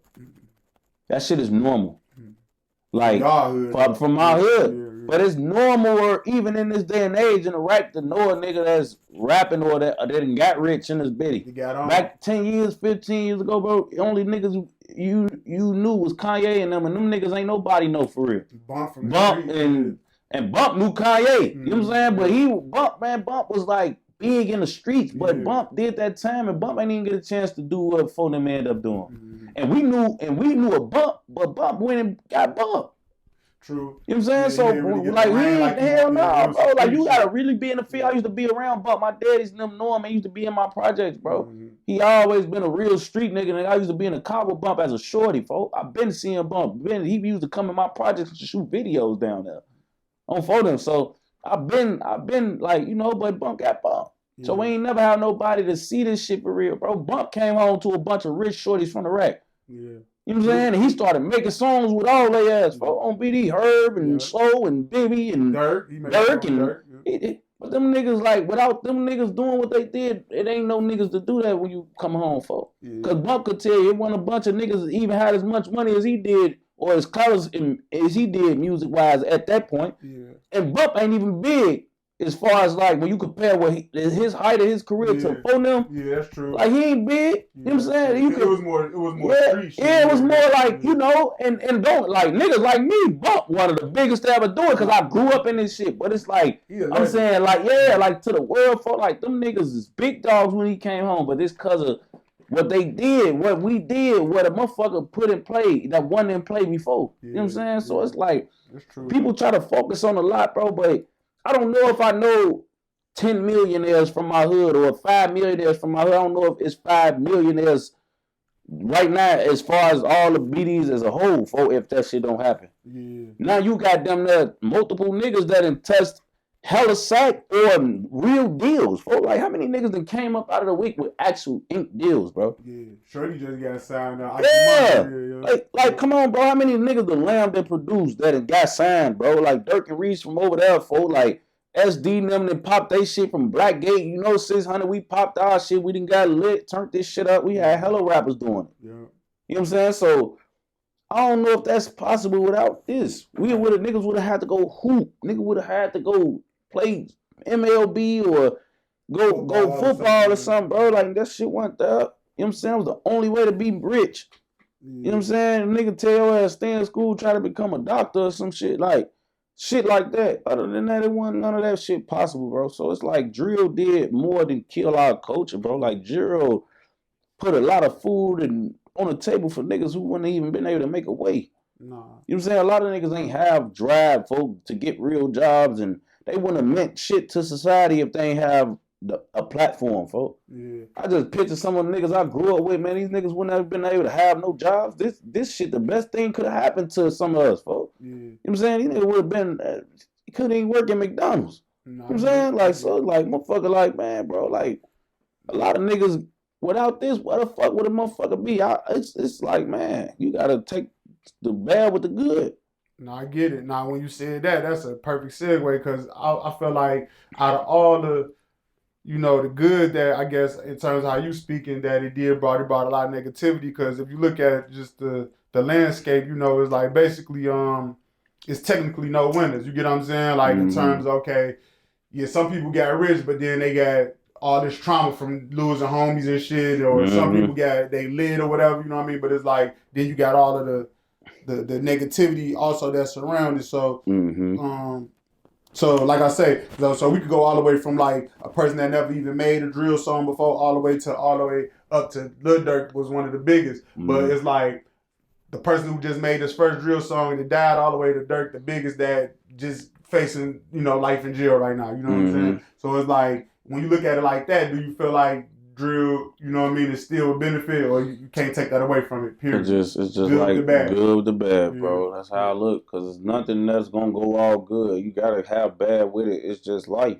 Yeah, I get it. And for every nigga that died, or a nigga that, you know, for every, you know, couple bad things, man, we got a good thing. Like, think about niggas like that came out. Like, man, some niggas, bro, like, think if you didn't have some of these niggas that you have because of this shit. Like, this shit didn't change just our culture, nigga. This shit changed hip-hop as a whole. Like, what about Chief Keef? What about V-Roy? Like, what about Durk? Like, these niggas changed the music. Fuck, like, they changed the whole fuck, nigga, they changed everything, bro. Like, this shit changed life as we know it, folks. Yeah, that's true. You know what I'm saying? Like, that type of shit, bro, you gotta know it's some bad coming with it. But nigga, this shit done produced too many millionaires, bro. These motherfuckers, they got 50 million out this shit. You know what I'm saying? Like, bro, nobody having no shit like that. These folks, some folks that came in this bitch and got a 50 ball. Yeah, real shit. Like, come on, folks. No, I get what you're saying. I ain't mad at that.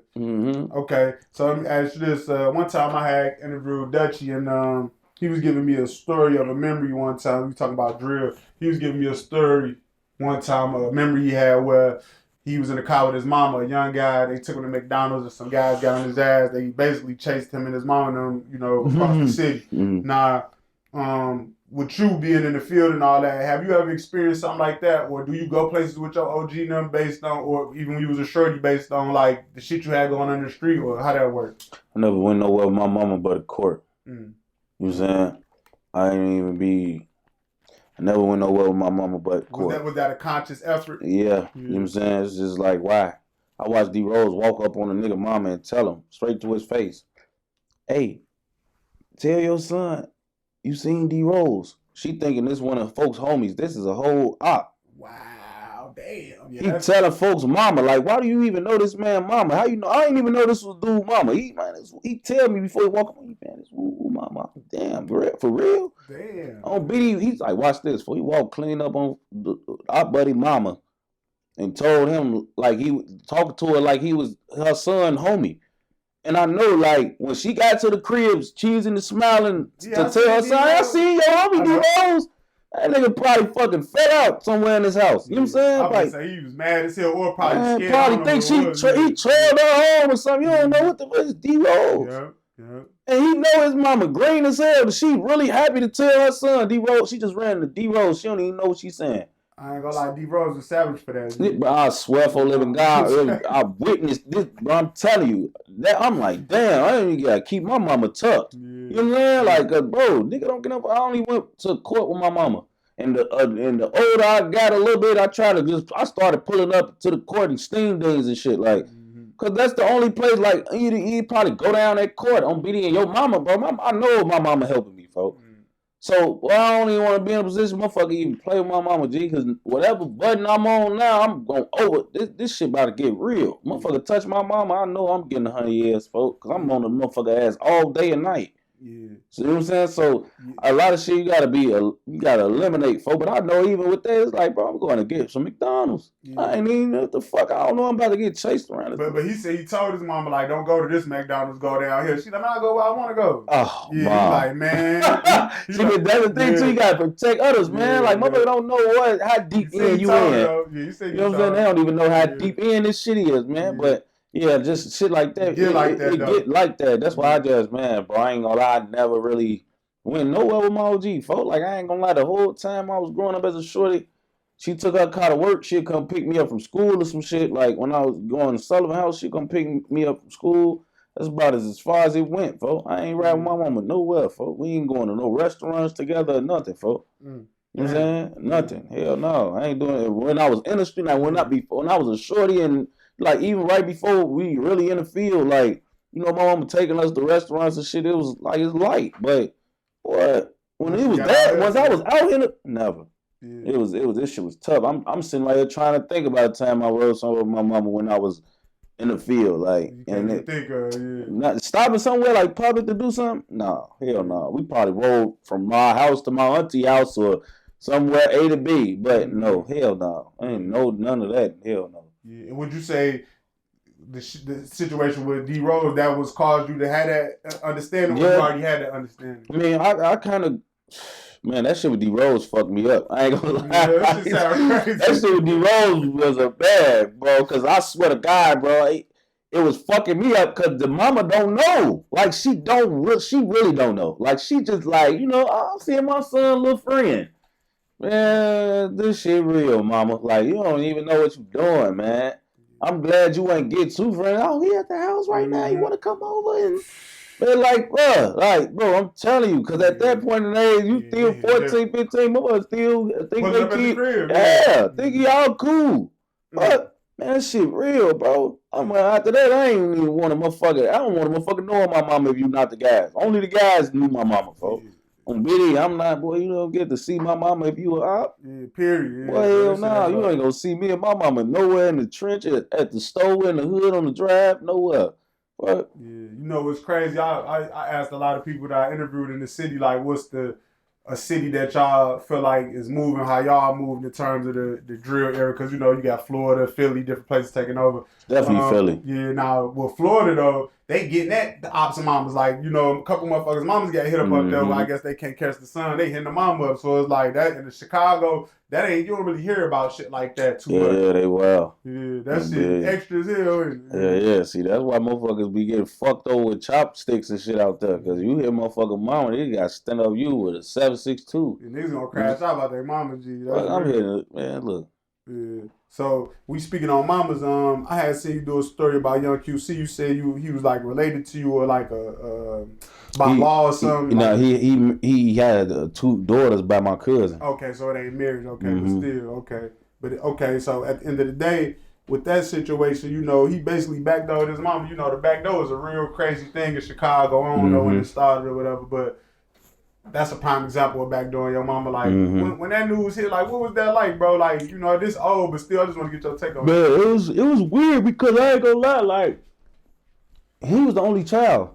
Yeah. So, like, you was just like just a slime ball type of nigga? No, bro. Like, the nigga was actually not even raised to be no slime, bro. His mom really was a smart businesswoman. She owned businesses, a salon. And he the only child. So, like, you not even sharing nothing with his mama already got him a whole thing set. And, bro, it's like, you see, when she died, he was already set up to inherit everything she owned. Like, bro, so, like, he always grew up having shit, bro. Like, I used to see that nigga when he first got my cousin pregnant, he from out west. This when they was living out west. Like, he always... whatever was in, he had that shit. Like, you know what I'm saying? Whatever it was that was hot at the time, he had a lot of it. He was popular as hell. He used to have a YouTube channel. He was on the Reawakening.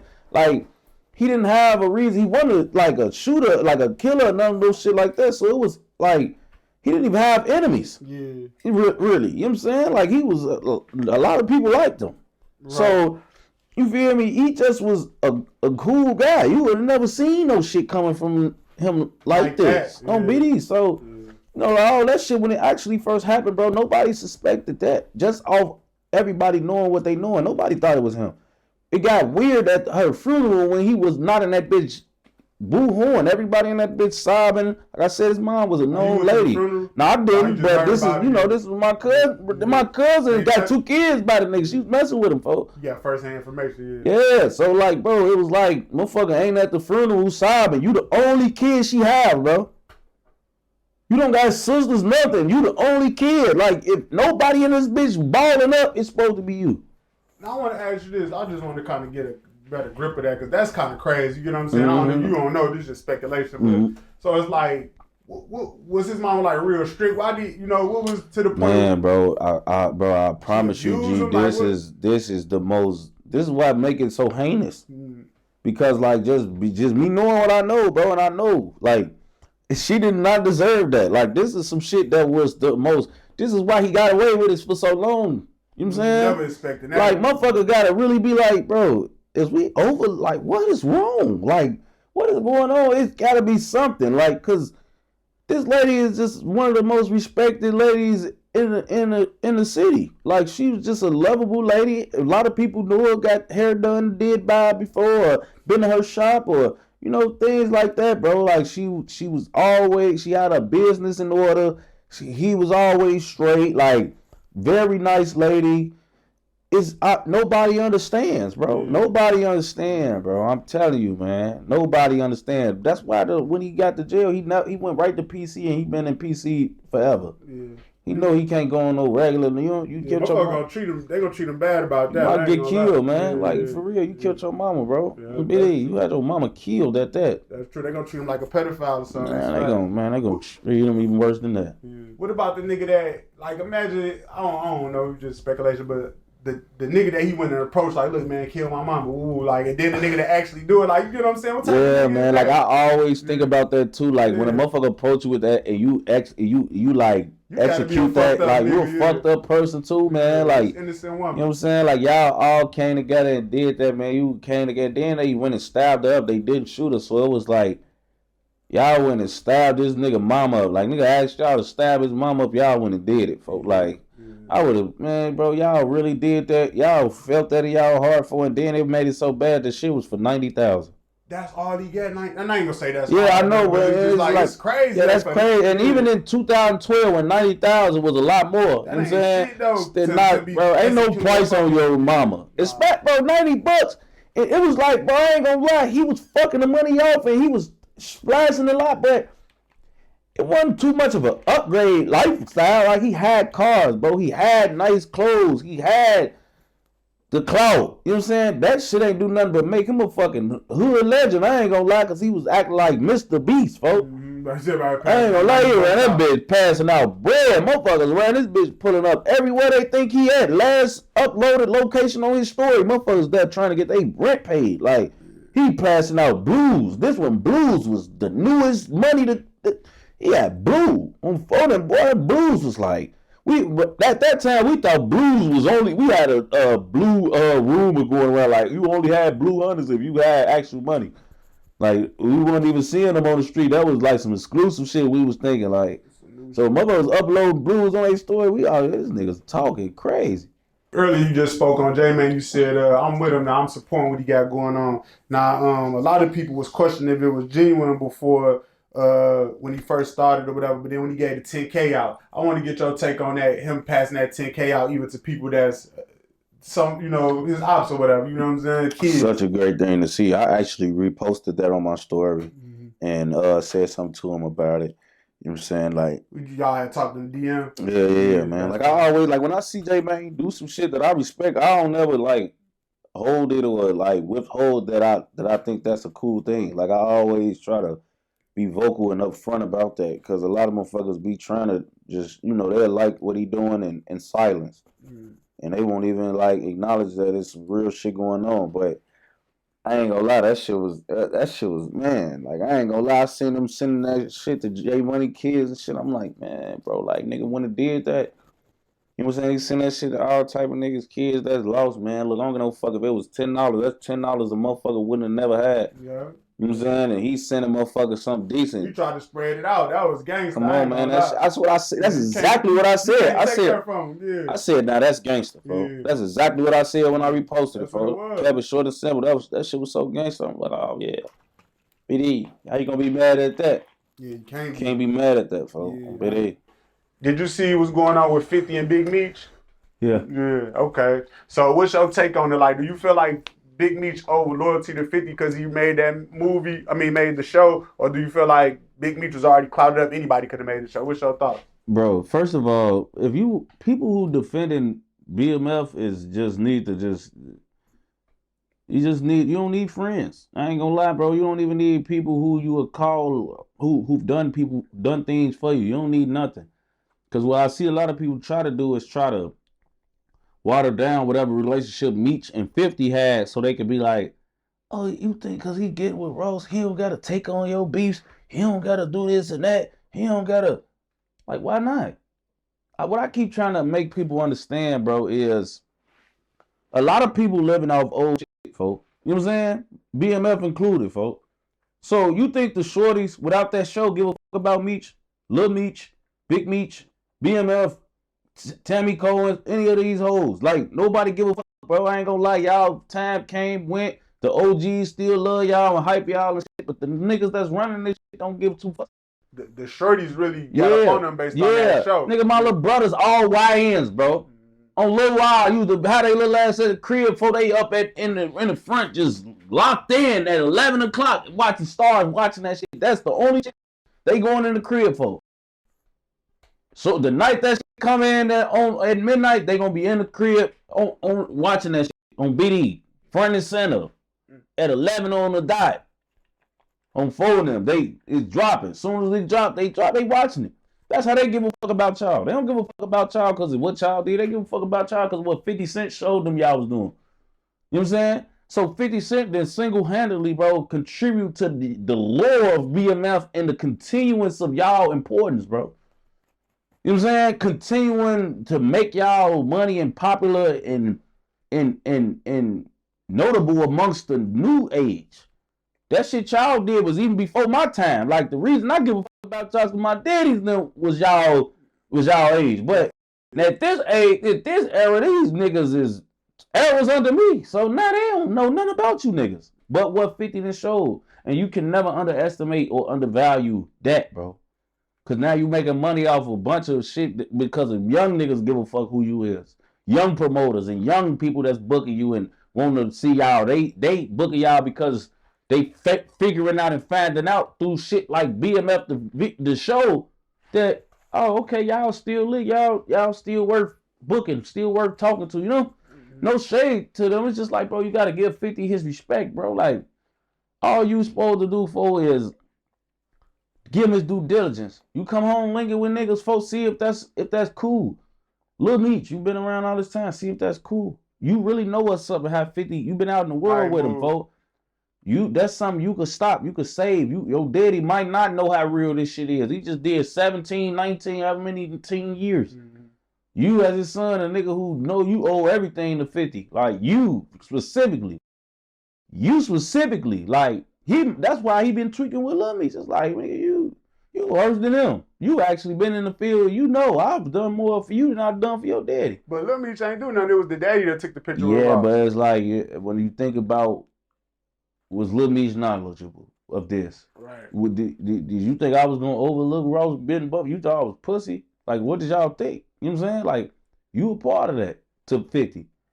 I ain't saying that that's the righteous way to go about it, but it's like, bro, at the end of the day, every nigga ain't leaving niggas in the middle.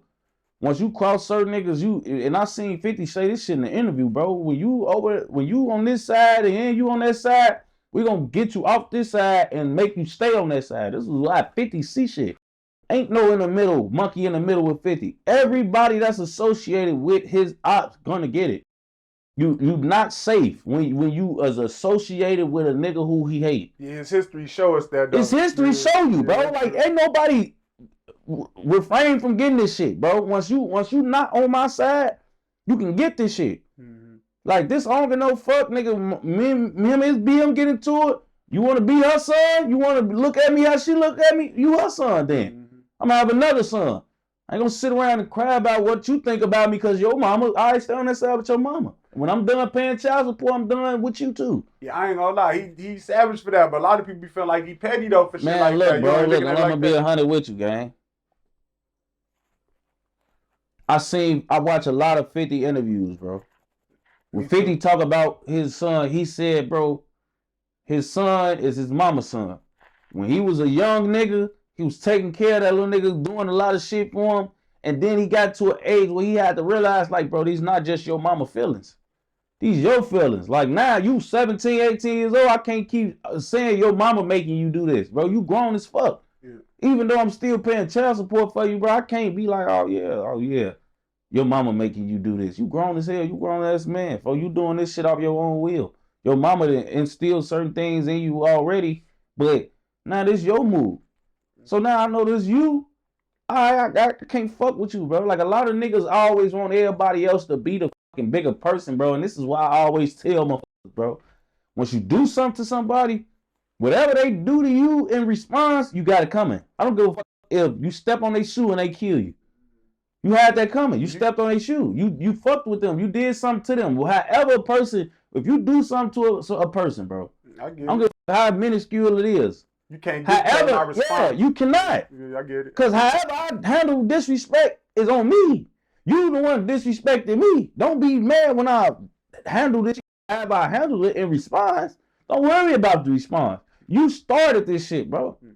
That's how I look at any situation. I don't know how little the start was, nigga. I could take this overboard if I want to, because you fuck with me. When you ain't have to fuck with me, bro. We was all cool, locked in. You crossed me. Yeah. You ain't have to cross me. We was one. You want to come do weird shit? All right, well, whatever I do to you, that's what you got coming. I respect that. I agree with that too, to an extent, a lot. But I feel like when I'm looking at the 50 and Big Meech situation, it's like I don't feel like he disrespected him. He just like he probably trying to get some money with Ross too, but it's like he can't get no money with Ross. Bro, that's over with. It's like, bro, look, I don't want to tell a nigga who he can get money with, but all I'm gonna tell you is, you already getting money with 50. You been getting money with 50 for years. Y'all 3 seasons or so in of this shit, bro. Like, I don't give no fuck what nobody say, bro. And when you get to making the money these niggas making, a few dollars here and there ain't enough to be doing snake shiesty shit. You know what I'm saying? Like, we all millionaires here, bro. We all rich men. Let's not get to acting like money is the fucking the motive around this bitch, bro. Like, nah, we can't hide behind that, bro. We all rich niggas, been rich niggas 20 years. We can't hide behind that. We ain't broke niggas and niggas just trying to find our way. We all rich here, bro. Let's be honest. You know what I'm saying? So this type of money ain't even worth it. Like, you know what I'm saying? All like, bro, nigga ain't about to put none in your pocket. You ain't put out here already. You know what I'm saying? These niggas, bro, Rick Ross can't do nothing for you. 50 ain't done or can't do. I don't give no fuck how much 50 don't showboat or he filed bankruptcy, bro. 50 smart. Yeah, facts. I always tell niggas, bro, I don't think people understand. I don't think it's 5 rappers that ever made music could say they was hotter than 50 Cent. At his peak. Yeah, facts. I don't think it's 5 rappers ever lived. Like a lot of niggas, they don't know this shit. Like they think like 50 just some producer. Like it's a lot of shit. You know, you grow old and niggas reinvent themselves 1,000 times. Yeah. Man, 50 Cent it's few niggas that ever breathed air. That's fact. That can say that they was as hot as that man or as famous as big as he's ever been at his peak. It's few niggas that ever breathe that can say that shit, bro. Nah, that's real though. So you're not dealing with no little nigga, bro. It ain't like you, oh, this Rose, bro. Like, no, bro. You already in with 50 Cent. Like, you in, bro. Like, you don't gotta go and get to doing all of that, gang. That's all it is, bro. And the nigga like 50 know this. Yeah, 50 finna clap him now, man, I guess. Come on, bro. 50, you know, 50 don't play if you want to get that motherfucker. Bro, look, I'm telling you. And bro, 50, one thing about him is he don't forget shit. He hold on to shit. Now, look, I want to ask you this while you thinking. He just was smoking a hookah. He posted some shit where he was like, when Irv Gotti died, rest in peace, Irv Gotti. But it's like, damn, G, what are y'all? Like, yeah, look, bro, I swear to God, rest in peace, Irv Gotti. And I swear I knew it was coming. Yeah. Cause when they made a post and said Irv Gotti was in motherfucking critical condition and doing very bad, he posted that. Yeah, he did. He said, "Damn, I want him to see my new episodes of Power, man." And then 3 days later, that nigga dead, and he posted literally 30 minutes after the news dropped with a motherfucking RP thing. He was ready. He was ready because of how he look at it, bro. Like, he ain't never let these niggas lay this shit down, bro. This man, you didn't hung with niggas who shot me. Like, y'all niggas be with niggas who try to kill me in front of my grandma's crib. Like, this shit up forever. Yeah. You know what I'm saying? Like, this shit, people don't even know this shit with 50. Like, this, a lot of motherfuckers try to look at it and go all make it about rap shit, boy. Y'all forget, bro. 50 was a real street nigga. Yeah, he rich and shit now, but it's like he still 50 who he is. Got shot 9 times for this shit, boy. Yeah. Fuck, and any motherfuckers be trying to play with him. Niggas don't even be knowing that, because 50 don't, a lot of shit, you know, once it's big, 50 be tweaking on and off the net and shit. But a lot of motherfuckers don't even know, like, bro, niggas came home taking pictures with that nigga's son. Yeah. Before they took, nigga, his brother took a fucking. Yeah. Terry took a picture saying free Preem, free Big Meech. Yeah. Like, how fucking off the fucking grid could you be? Like, that type of shit already be making shit is bad. And this is why people don't even think, like, oh, when you think about that situation, then you think about this shit, it be like, oh, 50, this why you on bullshit. Because y'all been playing in his face and he been still getting money with y'all. Right. Your brother came home first, way before him. Yeah, a couple years. So you come home playing in my face off the rip. Yeah. And instead of me annihilating y'all as a whole, I kept it right here. I still fucked with Lil Meech. I still fucked with his daddy. I still did the show and all of this and that. Yeah. But now it's overboard. Now y'all you doing it too. Yeah, I get it. Come on, bro. Y'all taking pictures with niggas who shot me, talking about freedom, and y'all talking about doing it with their son. And on top of that, you fucking with, oh man, you might as well put Floyd Mayweather on the plugger too, and just put all this off there. Go ahead, up shop. Let everybody come that don't fuck with 50. Yeah, I get it. You know what I'm saying? I get it. I see your point of view of that. Yeah, this is just the last one. Mm-hmm. All right, so I had seen you shout out the trenches and Golden Child. You know, they doing great work in the community, pushing peace, pushing positivity, pushing for unity. You know, I believe all y'all practice Islam. I see a lot of people converting to the religion or whatever. Do you feel like, out of anything, do you feel like Islam could eventually bring some type of peace to the city? Hell yeah, bro. I ain't gonna lie, man. Because through Islam, it's a lot of shit, man, that's happening right now. Like, you know, even like, you know, me and you done talked about just like certain niggas and like Lil Mikey and shit like that. But even with that situation, you know, he been running around with them. And, you know, like, because of that, we got another mutual, and that like puts us on the same side to a degree. It's kind of a wild thing, you know what I'm saying? But, you know, we kind of align with the same people right now. So it's like, even on different sides, we working together indirectly. Yeah. You know what I'm saying? So it's cool to see, because you wouldn't even think certain things is possible even indirectly, but they obviously are. Yeah. You know what I'm saying? So that shit is great. I think Islam is bringing not only just, you know, togetherness to the community, but I feel like the Muslims are really like the ones that's getting really in the field. Like, they ain't just talking about it or telling you to come to their mosque or to some type of holy place. They getting in the field with you. Yeah. You know what I'm saying? Or come pull up on your block in your field where you at. They out there passing out the food, all that. Like, they real feet on land. You know what I'm saying? So that's one of the things I think is respected about the movement from the Ox anyway. Is feet on land. No, 100. No, for sure. I believe that too. I see it. You know what I'm saying? So it's like, I wanted to ask you that, you know. Yeah, for sure. But man, with that, man, that's another hit, man. Man, appreciate you again, my guy. Yeah, you already know, my boy. Yeah, for sure. Yeah, for sure. Yeah.